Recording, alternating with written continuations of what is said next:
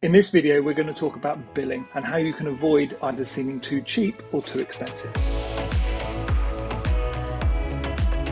So when it comes to billing, the big thing is when we bill our clients, this question obviously is like, well, how do I position myself so that I'm not too cheap and undercharging, yet I'm not too expensive, and then I'm losing out on work because people think I'm too expensive. And the question I would probably put back to that person would be, well, are you cheap and expensive compared to what? Who are you comparing yourself to in order to come to that assumption? Is it that you are comparing yourself directly to people that you see are in a similar position or similar ability to you, offering the same kind of service? And the first thing, if that's what you're doing, as always, you need to do a really, really thorough deep dive on kind of their experience, how talented they are, the type of jobs they've worked on, and their success rate. So that's quite a lot of work to do to gather that.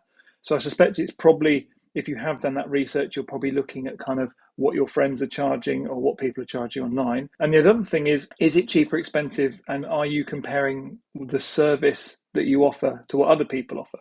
Because depending on what you're selling, you might appear cheap or you might appear expensive. It depends on the kind of return on investment you can guarantee. It is, for example, if you're brand building and doing purpose and culture building within a company or brand strategy and consultation, that might appear expensive because it's a bigger price point and a slower return versus kind of someone who's red hot running Facebook ads.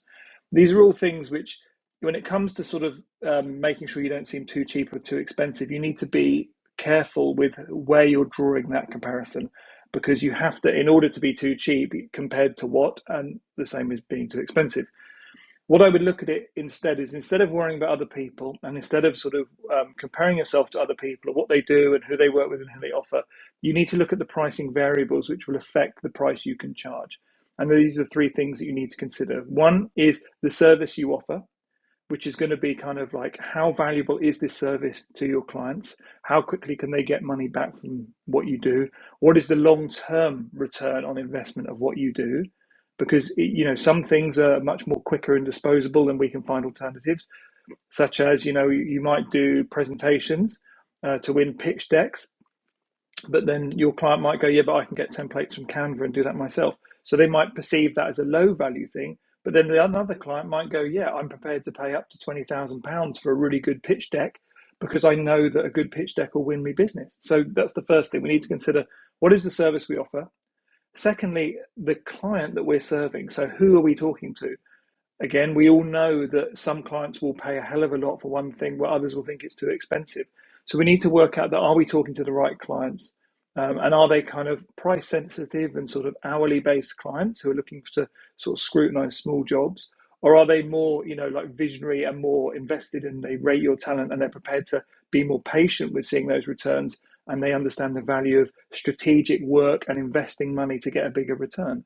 So first of all, the service you offer, the client you offer it to, and the third thing, the value that you deliver. If you are offering a service that is desired by our clients, to clients who understand that you're worth investing in, and then they understand the third part, which is the value that you can give to their business, then you won't have a problem pricing. You won't ever be seen as too cheap or too expensive, because those type of clients, they already get it.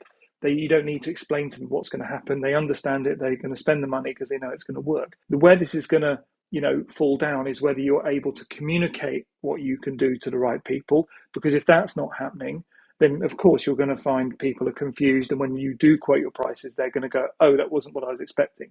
So it might well be a marketing issue. If you are receiving, these are just general rules because I want to help you. So if you're receiving easy yeses, quite often, you are probably too cheap. Because if there's no pushback or hesitation at all, or yeah, let us consider it, or let me check with my boss, or anything like that, you're clearly coming in under budget. So there's a way, again, you need to work out, okay, I need to be sort of actively putting up my rates as I quote with each job until I hit enough people saying no. Then I've hit my market rate. And then you go back to the variables I outlined in the beginning, which is the service you offer, the client you serve, and the value you deliver. And you adjust those so that you're able to scale up and charge more for better clients.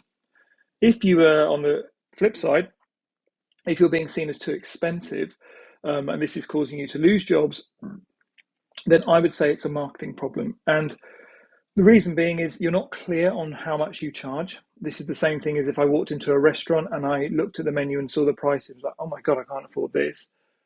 How have I ended up thinking that this restaurant was right for me when I'm on a limited budget?